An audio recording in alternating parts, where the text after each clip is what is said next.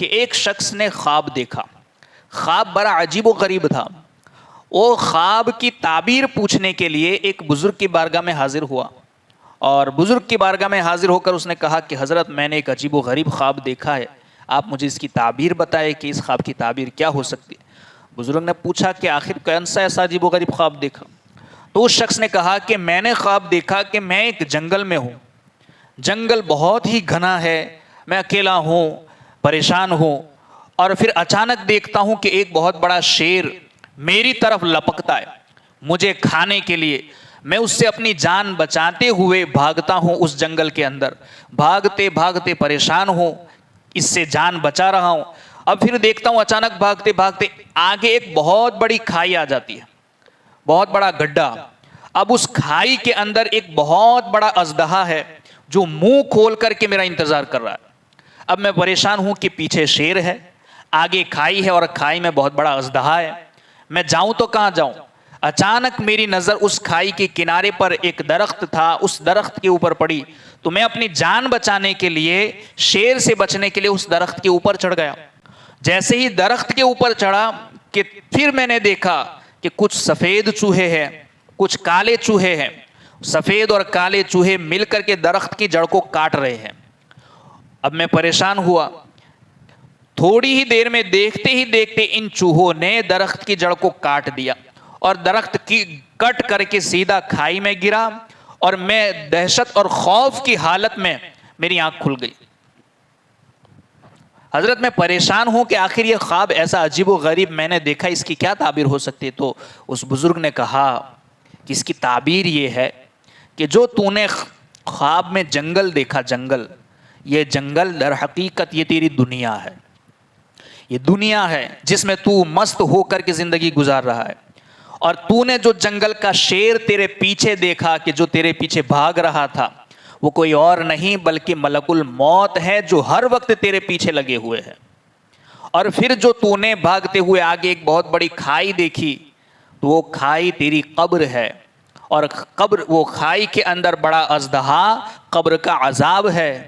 اور جو تو نے اس کھائی کے کنارے پر درخت دیکھا, وہ درخت تیری زندگی ہے.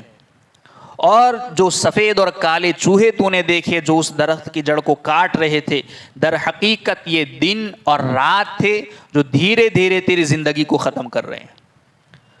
تو حضرات, اس سے ہمیں عبرت حاصل کرنی چاہیے. ہماری اور آپ کی زندگی اسی طرح گزر رہی ہے کہ ہم بس دنیا کے اندر گھوم ہیں, ہمیں پتہ نہیں ہے کہ دن ایک ایک کر کے زندگی کا ختم ہو رہا ہے, ہم اپنی موت سے قریب ہو رہے ہیں. سفید اور کالے چوہے دھیرے دھیرے ہماری زندگی کے درخت کو کتر رہے ہیں اور ہمیں پتہ نہیں. پھر اچانک وہ درخت گرے گا سیدھے کھائی میں, اور وہاں اژدہا ہے, یعنی قبر ہے, قبر کا عذاب ہے. تو ہمیں سنبھل جانا چاہیے. انسان نقصان میں, خسارے میں ہے, تو پھر ہمیں بھلائی کب ہے اور بخشش کس کے لیے ہے؟